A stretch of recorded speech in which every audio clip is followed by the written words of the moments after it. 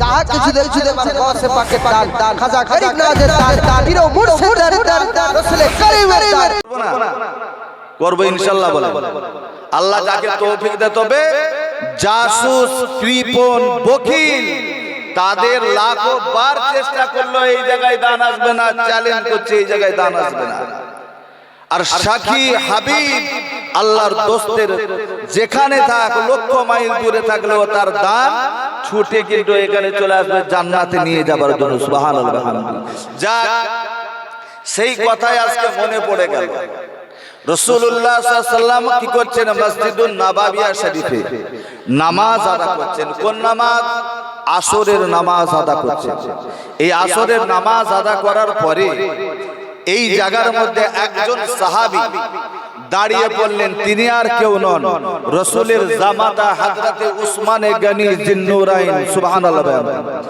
তিনি দাঁড়িয়ে কোথায় মসজিদ নববী শরীফে দাঁড়িয়ে পড়ে বলছেন ইয়া রাসূলুল্লাহ সাল্লাল্লাহু আলাইহি ওয়াসাল্লাম আলাইকা ইয়া হাবিবাল্লাহ হুজুর আপনি আমার বেয়াদবি maaf করবেন আমি উসমান বড় আশা নিয়ে আপনার দরবারে এসেছি মসজিদ নববীতে নামাজ আদা করতে কি আশা হুজুর আমার দিলের তামান্না আমি মক্কা মদিনায় যত মদিনাবাসীদের যারা ঈমান এনেছে আমি প্রত্যেককে খানা খাওয়াবো এক ওয়াক্তের সুবহানাল্লাহ এটা দান না দান না হ্যাঁ এক ওয়াক্তের খানা খাওয়াবো তো রাসূলকে বললেন আপনি সবাইকে দাওয়াত দিয়ে দেন নিমন্ত্রণ করে দেন সকলকে নিমন্ত্রণ করা হয়ে গেল মায়েরা শোনো তোমাদের ওয়াজ হচ্ছে বাবা আমার মা তোমরা আমার মা তোমরা নবী হতে পারোনি কথা ঠিক তোমরা নবীর মা তোমাদের আল্লাহ মর্যাদা অনেক উপরে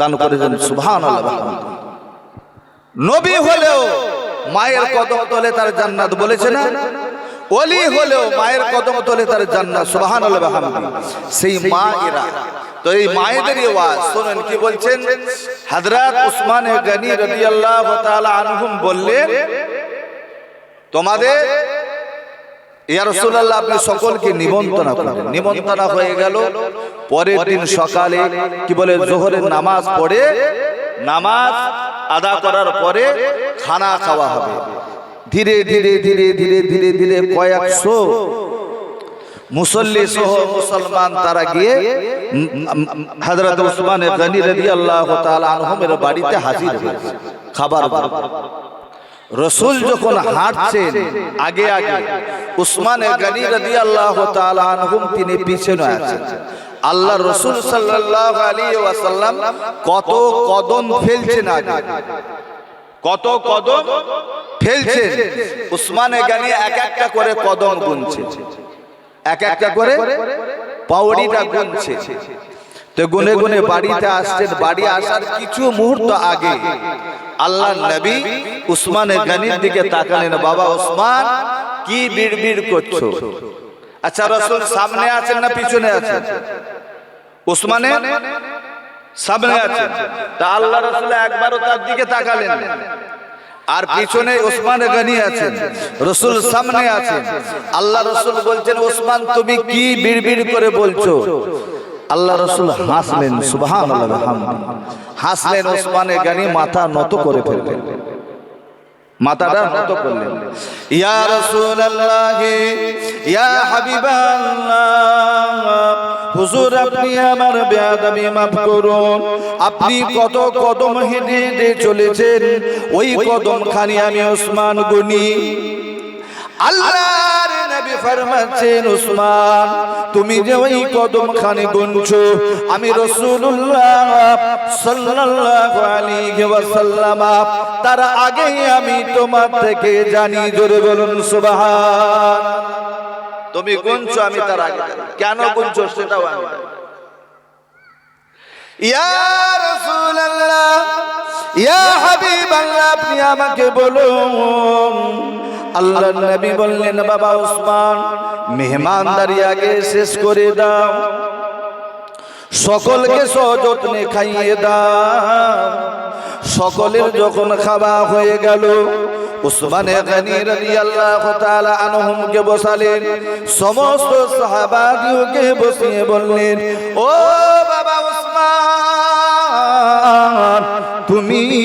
তুমি তুমি দিলের মধ্যে তামান্না করে আছো, এই তামান্না করে আছো যে আমার বাড়িতে যত কদম হেঁটে আল্লাহ রাসূল আসবেন, প্রত্যেকটা কদমের বিনিময়ে মক্কা মদিনা যত ইমানদার গোলাম আছে, দাসী আছে, মক্কা মদিনার জমিনে গুনে গুনে অতজনকে আমি দাস থেকে মুক্ত করে দেব। বুঝতে পেরেছে? দাসী থেকে মুক্ত করে দেব, তাতে যত টাকা লাগে। আল্লাহ রাসূল বললেন এটা ভালো কথা না মন্দ? হাজার হাজার দিরহাম দিয়ে দাসীকে মুক্ত করেছিল হযরত উসমান। তো খাওয়া দাওয়ার শেষে সবাই কি করলেন? আপন বাড়ি ফিরে যাবেন, যে যার বাড়িতে চলে গেলেন। ওই সময় ছিলেন কে? ওই জামাতের মধ্যে হযরতে নবী পাকের আর একজন জামাতা ছিলেন। আল্লাহু আকবার, ইয়া রাসূলুল্লাহ, ইয়া রাসূলুল্লাহ, জিন্দাবাদ, নারায়ে তাকবীর, নারায়ে তাকবীর, নারায়ে রিসালা, নারায়ে রিসালা। শুনুন আমার ভাই এসএম নজরুল সাহেব শুধু বাংলা বিখ্যাত না, ভারত বিখ্যাত বক্তা। বুঝতে পেরেছে? সারা ভারত বিখ্যাত বক্তা, শুধু ভারত না, ওপার বাংলাও বিখ্যাত বক্তা। নারায়ে তাকবীর, নারায়ে তাকবীর।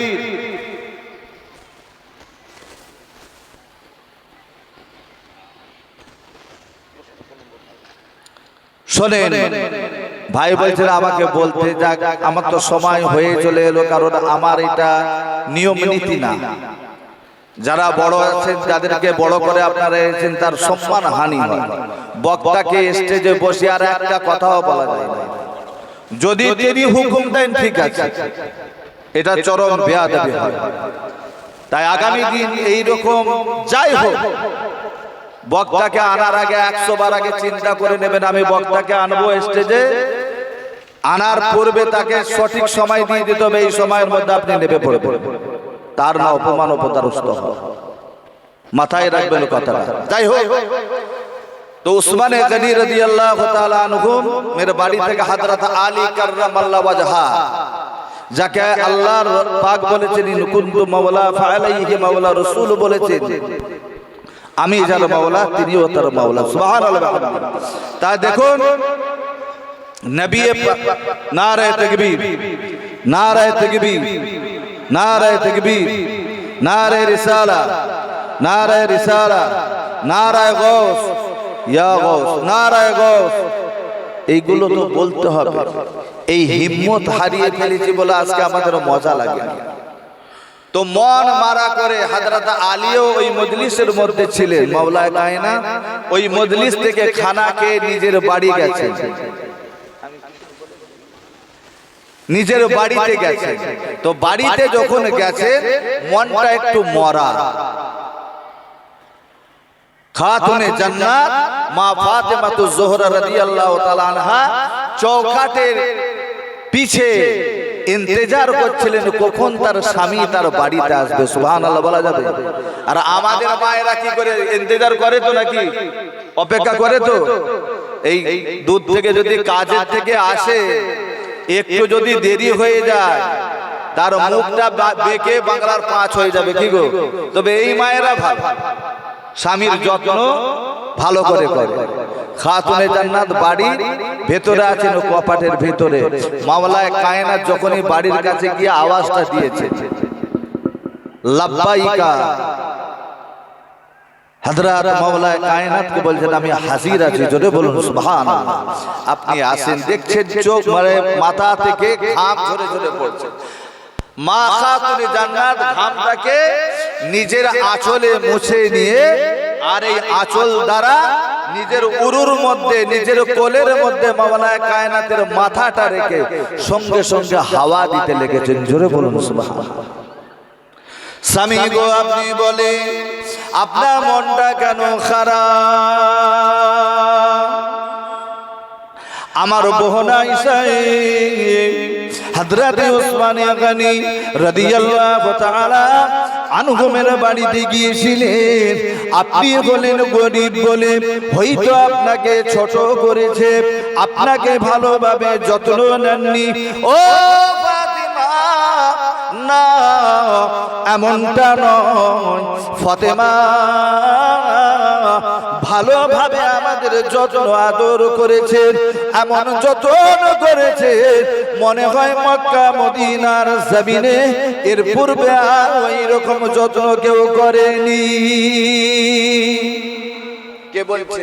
হযরত আলী কারামাল্লাহু ওয়াজহা বলছে নিজের বিবিকে। তাহলে আপনার মনটা মারা কেন? কি হয়েছে আপনার? আমি বুঝতে পেরেছি। দেখুন এদিকে রাসূল বলছে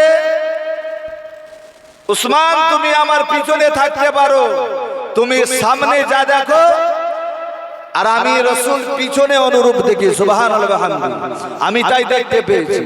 আর ফাতেমা একদিকে বলছে কি স্বামী আপনি কি মনে করেছেন ওটা আমি জানি, কেন আপনার মনটা খারাপ আছে আমি এটা জানি। সুবহানাল্লাহ বলে। দেখুন স্বামী আর স্ত্রী কেন তার মন খারাপ তিনি জানেন। তা বলছেন কি তুমি বলতে পারবে? অনায়াসে বলতে পারবো, তবে হ্যাঁ একটি কথা আপনি বলেন আপনার খাওয়া দাওয়া ঠিক হয়েছে? বলে হ্যাঁ ঠিকই আছে, অসুবিধে না। বলে শুনুন আপনার মনটা খারাপ কেন? আপনি গরিব, হযরত উসমান গনি রাসূলের জামাতা, তিনি সবাইকে নিমন্ত্রণ করে খাইয়েছেন, তাই আপনি খাওয়াতে পারেননি, এই কারণে আপনার মনে লেগেছে। আর আমি ফাতেমা আপনাকে হুকুম দিলাম, অর্ডার করছি না, আমি ফাতেমা আমার তরফ থেকে আপনাকে বলতে বলছি আপনি রাসূলের দরবারে চলে যান।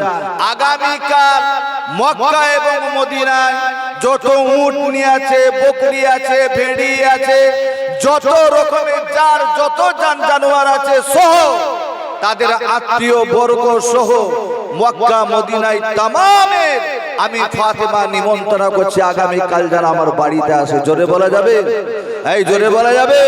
নারায়ে তাকবীর। কোন ফাতেমা?